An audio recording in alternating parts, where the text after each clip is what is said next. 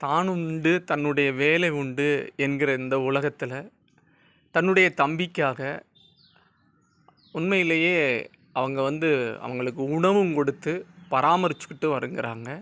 இந்த ஐயா பேர் முருகன். வயசு ஒரு 50க்கு மேலே இருக்கும்.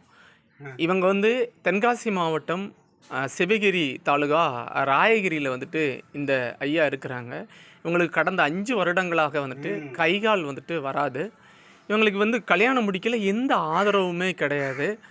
இந்த அம்மா தான் மணி அம்மாள் தான் இந்த தம்பியை இவங்களும் மிகப்பெரிய அளவில் இல்லை, இவங்கெல்லாம் ஒரு சாதாரணமான அடிமட்ட நிலையில் தான் இருக்கிறாங்க. இவங்களுக்கே ஒருத்தங்க கொடுத்து உதவக்கூடிய நிலையில் இருக்கிறாங்க.